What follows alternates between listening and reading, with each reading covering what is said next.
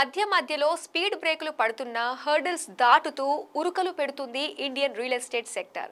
ఈ పరుగు సాగేదే గాని ఆగేది కాదన్నారు నాట్కాన్ 22 ఎడిషన్ లో పాల్గొన్న రియల్ ఎస్టేట్ పయోనీర్స్. సెప్టెంబర్ 23 నుంచి 26 వరకు 3 రోజులు జరిగిన క్రెడై నాట్కాన్ 2024 కేవలం రియాలిటీ సెక్టర్ లో జరుగుతున్న మార్పులపై చర్చకు మాత్రమే పరిమితం కాలేదు. దూరదృష్టి, అభివృద్ధి, సాంకేతికత, మరీ ముఖ్యంగా AI లాంటి ఫ్యూచర్ టెక్నాలజీ వల్ల కన్స్ట్రక్షన్ ఫీల్డ్ లో ఫ్యూచర్ లో వచ్చే మార్పులు వివరిస్తూ జరిగిన డిస్కషన్స్ ఈవెంట్ కే హైలైట్. ఇక రియల్ ఎస్టేట్ దిగ్గజాల ఉపన్యాసాలతో పాటు రియాలిటీ సెక్టర్ కు సంబంధించి కేంద్ర మంత్రుల సలహాలు, సినీ నటులు పంచుకున్న అనుభవాలు, ఆర్గనైజేషన్స్ మధ్య జరిగిన ఒప్పందాలతో ఎంతో అట్టహాసంగా సాగింది నాట్కాన్ 2024. ఈవెంట్ హైలైట్స్ తో పాటు హోస్టింగ్ సిటీ సిడ్నీ స్పెషాలిటీస్ గురించి real estate guru channel and paper MD Johnson Koyyada గారు ఎక్స్క్లూజివ్ గా అందిస్తున్న డీటెయిల్స్ ఏమిటో మనం ఒకసారి చూసేద్దాం.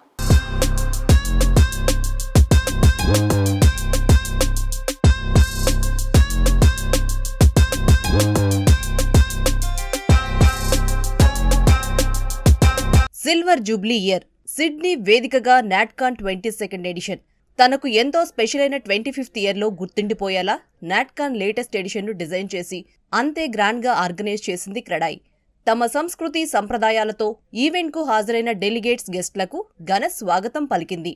సిడ్నీలోని ఇంటర్నేషనల్ కన్వెన్షన్ సెంటర్ వేదికగా జరిగిన నాట్కాన్ 2024 ఈవెంట్లో గవర్నమెంట్ అఫీషియల్స్ స్పీచ్లు, international delegates, developers, architects, finance, banking సెక్టర్కు చెందిన లీడర్స్, ఇన్వెస్టర్లు, టెక్నాలజీ ఎక్స్పర్ట్స్ సహా వివిధ రంగాలకు చెందిన ప్రముఖుల సలహాలు, సూచనలు, రియల్ ఎస్టేట్ సెక్టార్కు చెందిన దిగ్గజాల కీలక ప్రసంగాలు, panel discussions, innovative workshops, exhibitions ఇలా 3 రోజులు జరిగింది ఈ వేడుక.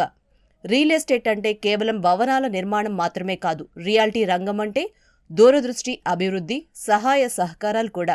భవిష్యత్తులో నిర్మాణ రంగంలో ఎన్ని క్రియేటివ్ మార్పులు జరగనున్నాయో వాటిని అందిపుచ్చుకుని కస్టమర్లకు ఎలాంటి సర్వీసులు అందించాలనే విషయంపై చర్చలు జరిగాయి.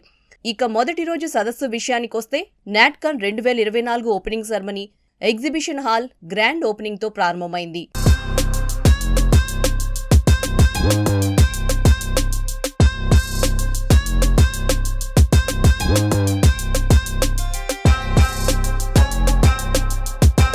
ప్రపంచ రియాలిటీ రంగంలో భారత రియల్ ఎస్టేట్ ఇండస్ట్రీ భవిష్యత్పై అవగాహన వచ్చేందుకు నాట్కాన్ 2024 ఈవెంట్ ఉపయోగపడుతుందన్నారు క్రెడై ప్రెసిడెంట్ బొమన్ ఇరానీ. పాండమిక్ ప్రపంచగతిని మార్చేసిందని, కొత్త ఆలోచన విధానాలను, వ్యూహాలను మనం అడాప్ట్ చేసుకున్నామని, భారత్లో టెక్నాలజీని అందిపుచ్చుకోవడంలో, రెగ్యులేటరీ సంస్కరణల్లో కనీ విని ఎరుగని మార్పును చూశామన్నారాయన. ఈ మార్పులు మన సామర్థ్యాన్ని పెంచడంతో పాటు నాణ్యత విషయంలో రాజీపడని తత్వం వల్ల మన రియాలిటీ రంగం బెంచ్ మార్క్ సెట్ చేయడానికి దోహదం చేసిందన్నారు. So how integrated townships will need to be done, or how development needs to be looked at, given that India is going to be 65% urbanized by 2060. At the same point of time, existing cities like this one, where roads are passing over buildings, where buildings are built over roads, can also be an answer to densify urban utilization so that you're able to open up more green spaces for the people. మొదటి సెషన్లో ప్రముఖ ఆర్థికవేత్త నీల్కంఠ్ మిశ్రా అంతర్జాతీయ, అలాగే భారత స్థూల ఆర్థిక వ్యవస్థ ధోరణులపై తన అభిప్రాయాలు వెల్లడించారు. క్రెడై లీడర్స్ పాఠశాల పేరుతో జరిగిన రెండో సెషన్లో క్రెడై పూర్వ అధ్యక్షులు, చైర్మన్లు ప్రసంగించారు. అర్థవంతమైన ఉత్పాదక విధానాలతో వ్యాపారాన్ని మార్చుకోవడం ఎలా అనే టాపిక్పై Zoho schools of learning corporation president Rajendran Dandapati మాట్లాడారు. రియల్ ఎస్టేట్ రంగం భవిష్యత్ ఎలా ఉండనుంది, ఫ్యూచర్లో ఎలాంటి మార్పులు జరగనున్నాయి, వాటిని ఎలా అందిపుచ్చుకోవాలో తెలియజేస్తూ పవర్ఫుల్ కీనోట్స్ నుంచి డైనమిక్ డిస్కషన్స్ వరకు ఎంతో ఇన్ఫర్మేటివ్గా సాగింది డే 1 షెడ్యూల్ అంతా. ఇక ఇండియాలోని వివిధ నగరాలకు చెందిన చాప్టర్ల నుంచి 1100 మందికి పైగా డెవలపర్లు ఈ కార్యక్రమంలో ఉత్సాహంగా పాల్గొని తమ అనుభవాలు పంచుకున్నారు.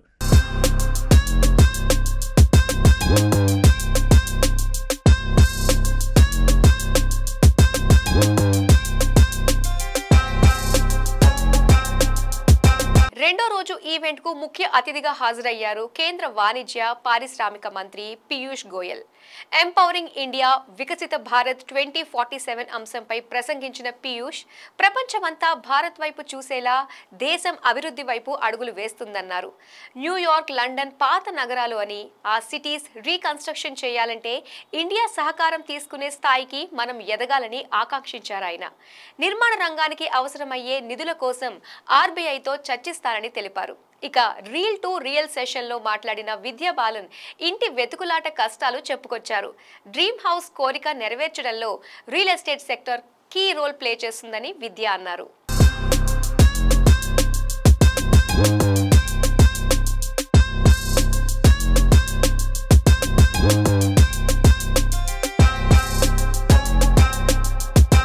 సిడ్నీలో జరిగిన నాట్కాన్ 2024 రెండో రోజు ఈవెంట్కు చీఫ్ గెస్ట్గా అటెండ్ అయిన కేంద్ర మంత్రి పీయూష్ గోయల్ చాలా విషయాలే ప్రస్తావించారు.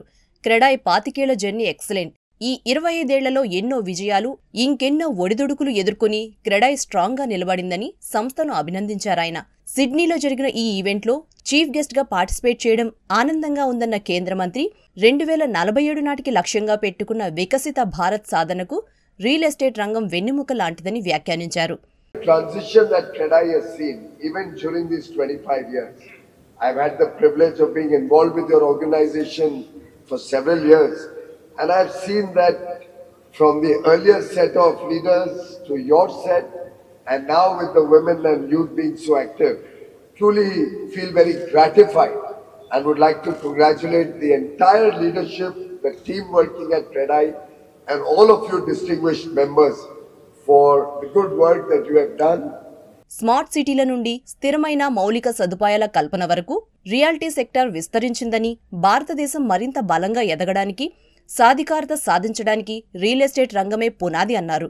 ఉపాధి హామీలో, దేశ నిర్మాణంలోనూ రియల్ ఎస్టేట్ రంగం కీ రోల్ ప్లే చేస్తుందని, అదే సమయంలో మన దేశంలో నిర్మాణ రంగంలో ఇంకా పాత పద్ధతులనే ఫాలో అవుతున్నారని, వాటి నుంచి బయటకొచ్చి కన్స్ట్రక్షన్ ఫీల్డ్లోనూ టెక్నాలజీ వినియోగాన్ని పెంచుకోవాలని, skill, talent, man power, technology మన దగ్గర కావాల్సినంత అందుబాటులో ఉందని, వాటిని తెలివిగా వాడుకోవాలని రియల్ ఎస్టేట్ రంగ నిపుణులకి సూచించారు. Let's have some more homegrown brands of all these products, and it's eminently doable. आज भारत में technology, capabilities, man power, skills, talent किसी की कमी नहीं है. पूरी दुनिया भारत की तरफ देख रही है. तो क्यों आपका कंस्ट्रक्शन इक्विपमेंट, आपके लाइटिंग इक्विपमेंट, आपके electronic equipment, your multi-storied car parking, lifts, why should all of these not be made in India? And I'm not saying assembled, made in India. And I would urge you to come up with a list of products, potential market size. I will become your ambassador to talk to industry leaders, to CII, FICCI, to all of them to start promoting the manufacture of these products in India. No harm taking collaborations from abroad. No harm even getting some technologies from abroad. 2010లో తాను ఇల్లు కొన్నానని, full furnishing అవ్వడానికి 2 ఏళ్లు పడితే మరో 5 ఏళ్ల తర్వాత కానీ తాను కొన్న ఇంట్లోకి అడుగు పెట్టలేకపోయానని, కానీ రెరా వచ్చాక మొత్తం సీన్ మారిపోయిందని తన స్వీయానుభవాలని వెల్లడించారు. రెరా ఈ రంగంలోని మోసగాళ్లకు చెక్ పెట్టిందని, నిబద్ధత, నిజాయితీగల డెవలపర్లు మాత్రమే మిగిలారని మెచ్చుకున్నారు. ఢిల్లీలో భారత మండపం, యశస్వి భూమి అనే 2 అతిపెద్ద world class exhibition centres construct అవుతున్నాయని చెప్పిన పీయూష్, దాదాపు 1,00,000 స్క్వేర్ మీటర్ల విస్తీర్ణంలో లగ్జరీ ఫెసిలిటీస్తో వీటిని నిర్మిస్తున్నామన్నారు. But when I bought my home in 2010 and it was ready, fully furnished by 12 end of 12, I could not enter into my own home for nearly 5 years or 6 years after that, because it didn't have an occupation certificate. That was the level of uncertainty that buyers used to face. And I'm delighted that RERA has changed all of this. We now have a much more honest regime, and thankfully, with a lot of the unscrupulous developers, I believe, out of the system, now bankers are also getting more confidence in financing the sector.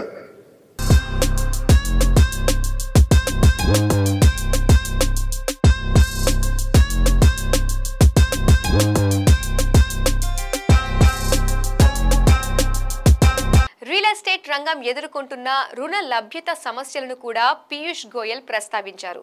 ఈ problems ను RBI దృష్టికి తీసుకెళ్తానని హామీ ఇచ్చారు ఆయన.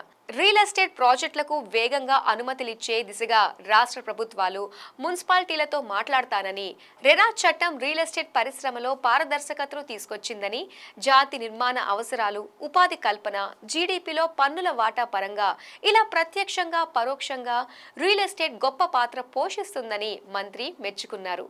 ఈ పరిశ్రమలో దాదాపు 7 కోట్ల మంది కార్మికులున్నారని, వారికి ఈఎస్ఐ, ఈపీఎఫ్ లాంటి సదుపాయాలు కల్పిస్తే భారతదేశంలో నిర్మాణ రంగం క్రెడిబిలిటీ పెరుగుతుందన్నారు.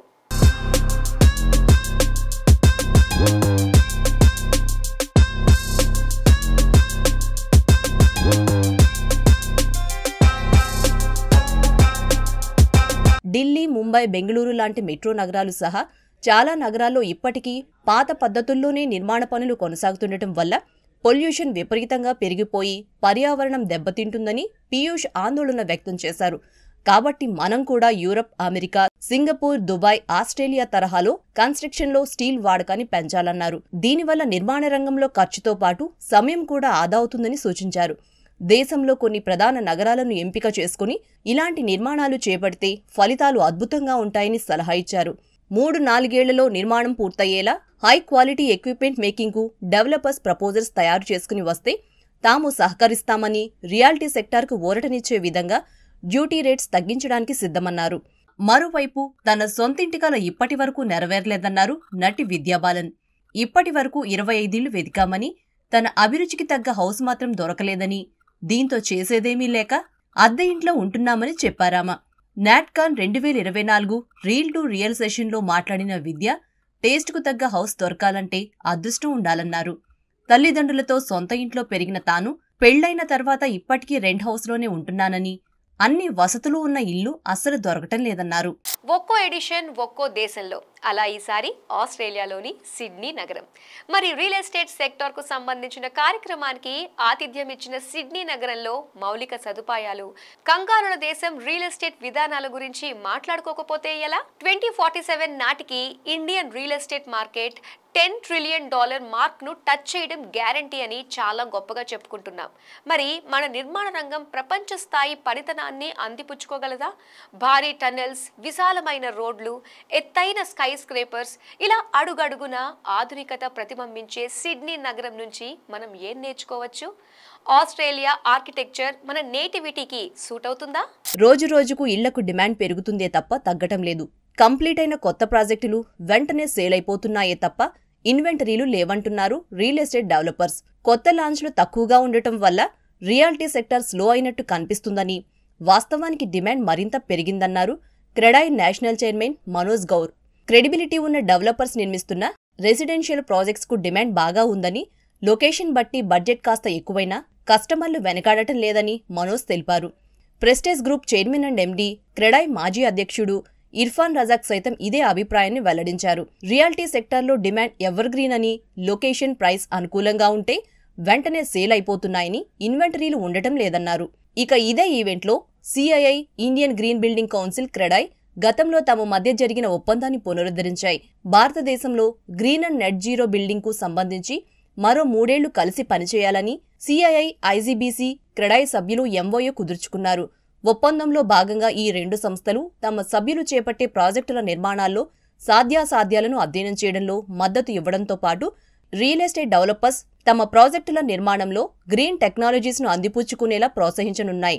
2047 నాటికి భారత రియల్ ఎస్టేట్ మార్కెట్ $10 ట్రిలియన్ మార్కును టచ్ చేస్తుందని కొలియర్స్ క్రెడాయ్ రిపోర్ట్ తెలిపింది. వేగంగా పెరుగుతున్న పట్టణీకరణ, ఇన్ఫ్రాస్ట్రక్చర్ డెవలప్మెంట్, డిజిటలైజేషన్, జనాభా వృద్ధి, స్థిరత్వం, పెట్టుబడుల్లో వైవిధ్యం అన్నీ కలిసి భారత రియల్ ఎస్టేట్ రంగం వేగంగా వృద్ధి చెందడంలో తమ వంతు పాత్ర పోషిస్తున్నాయని రిపోర్ట్ వెల్లడించింది. 10 ట్రిలియన్ల మార్కెట్ అంటే భారత జీడీపీలో దాదాపు 14-20% వాటా రియాలిటీ సెక్టార్దే మరి. ఇక సిడ్నీ నగరాన్ని చూసి మనం చాలానే నేర్చుకోవాలంటున్నారు ఆర్వీ నిర్మాణ్ గ్రూప్ ఎండీ రామచంద్రారెడ్డి. సిడ్నీలో ట్రాఫిక్ ఇష్యూ ఉండదు. చాలా వెల్ ప్లాన్డ్ గా రోడ్ల నిర్మాణం జరిగింది. పబ్లిక్ ట్రాన్స్పోర్టేషన్, ముఖ్యంగా మెట్రో సిస్టమ్ అద్భుతమంటున్నారాయన. మెట్రో ట్రాక్ కింద అండర్ గ్రౌండ్ లో మరో మెట్రో ట్రాక్ ఏర్పాటు ఉంటుందని, ఇలాంటి పబ్లిక్ ట్రాన్స్పోర్టేషన్ హైదరాబాద్ లాంటి నగరాల్లో చేపట్టేందుకు ప్రభుత్వం చర్యలు తీసుకుంటే మన దగ్గర కూడా సిడ్నీ లాంటి నగరాలను చూడొచ్చన్నారు. సిడ్నీ నగరం నుంచి మనం ప్రధానంగా నేర్చుకోవాల్సింది ఇదేనని రామచంద్రారెడ్డి అభిప్రాయపడ్డారు. నేను మెట్రోలో కూడా వెళ్ళడం జరిగింది. అండ్ బిలో అంటే ఒక అంటే ట్రైన్ ట్రాక్ కింద మళ్ళా ఫర్దర్ అండర్ గ్రౌండ్ లో పోయి మెట్రోను డెవలప్ చేయడం జరిగింది. కాబట్టి అంటే ఆ డెవలప్మెంట్ అనేది ఇప్పుడు బిల్డింగ్స్ కిందికి వెళ్ళి, రోడ్స్ కిందికి వెళ్ళి, తర్వాత ఇప్పుడు ఈవెన్ వాటర్ కిందికి వెళ్ళి కూడా వాళ్ళు మెట్రోను డెవలప్ చేసి చాలా అంటే పబ్లిక్ ట్రాన్స్పోర్ట్ మీద కాన్సన్ట్రేట్ చేయడం జరిగింది. మనం హైదరాబాద్ లో కానీ అంటే ఇప్పుడు ఎనీ సిటీ మీరు ఎప్పుడైనా ఒక లెవెల్ దాటిన తర్వాత ముంబై కానీ, మీరు కలకత్తా కానీ, లేకపోతే ఢిల్లీ కానీ చూసినప్పుడు పబ్లిక్ ట్రాన్స్పోర్ట్ మీద బాగా డిపెండ్ అవుతారు. మన హైదరాబాద్ లో కూడా పబ్లిక్ ట్రాన్స్పోర్ట్ మీద డిపెండ్ అయ్యేటట్టు పబ్లిక్ ను కొంతవరకు వాళ్ళకు అంటే ఫెసిలిటీస్ ఇవ్వడము, తర్వాత కొంత వాళ్ళకు అంటే ఆ టైం లైన్ లో వాళ్ళకు రీచ్ కావడం, ఏదైతే ఇప్పుడు మెట్రో ఉన్నదో అట్లాంటి దాన్ని ఇంకా ఇంప్రూవ్ చేసినప్పుడు డెఫినెట్ గా పబ్లిక్ ట్రాన్స్పోర్ట్ మీద డిపెండ్ అయినప్పుడు ఈవెన్ ఇప్పుడు మీరు చూస్తున్న ఈ ప్లేస్ లా డబ్ల్యూ హోటల్ మనం ఏదైతే మనం ఇది చేస్తున్నామో, ఈ ఐసీసీ కన్వెన్షన్ ఏదైతే ఉన్నదో ఈ ఏరియా ఎంత థిక్లీ పాపులేటెడ్ ఏరియా. అండ్ మీరు అంటే బిల్డింగ్ చూసినప్పుడు మొత్తం టోటల్ అన్ని బిల్డింగ్స్ అనే కవర్ అయ్యాయి.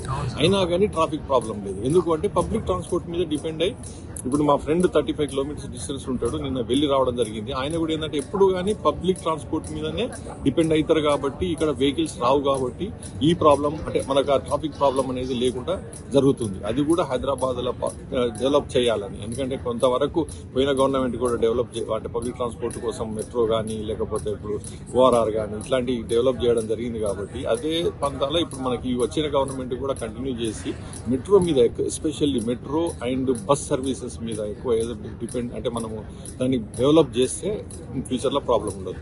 సిడ్నీలో వాకింగ్ ట్రాక్స్, సైకిల్ ట్రాక్స్ చాలా అద్భుతంగా ఉంటాయంటున్నారు Ark group chairman and MD Gummi Rama Reddy. Under tunnels, హైవేల మీద ఇటు రెసిడెన్షియల్ బిల్డింగ్స్ తో పాటు అటు కమర్షియల్ కాంప్లెక్స్లు కూడా ఉంటాయి. Traffic management and road construction సిడ్నీలో ఎక్సలెంట్ గా ఉంటుందన్నారు. హైదరాబాద్ లోనూ భారీ నిర్మాణాలు పెరిగిపోయాయని, అందుకు తగ్గట్టు మౌలిక సదుపాయాలు ఏర్పాటు చేయాలని సూచించారు. మన దగ్గర అసలే ట్రాఫిక్ కష్టాలు ఎక్కువని, ఈ సమస్య భవిష్యత్తులో మరింత పెరుగుతుందని, కాబట్టి సిడ్నీని ఆదర్శంగా తీసుకుని ప్లానింగ్ చేసుకోవాలన్నారు. ఫుట్ పాత్స్ అంటే ఎలా ఉండాలి, వాకింగ్ ట్రాక్స్ ఎలా ఉండాలి, సైకిల్ ట్రాక్స్ ఎలా ఉండాలి. మనం కూడా ఒక సైకిల్ ట్రాక్ చేశాము, but unfortunately it is not being used well. So ఇక్కడ ఒక రోడ్ మీద there big highway going through, దానిపైన ఐదర్ సైడ్ కాలమ్స్ వేసేసి పైన బిల్డింగ్ వస్తుంది. ఆ building is a hotel. Yes sir. So అట్లాంటి many places I have seen in this Sydney. So traffic అంటే ఇప్పుడు మన దగ్గర ఏంటంటే పాపులేషన్ చూసుకుంటే Sydney population is very low. The systematic approach of the అంటే పాలసీ మేకర్స్ అనొచ్చు, what ever it may be, it looks very very simple for the things. అంటే ఒక ఎండ్ నుంచి ఒక 25-30 minutes లోపల ఎంటైర్ సిటీకి మనం వెళ్ళిపోవచ్చు. అంటే there a big tunnel of 20 kilometers. So పైన రెసిడెన్సీస్ ఉంటాయి, కింద అండర్ గ్రౌండ్ టనెల్స్ ఉంటాయి.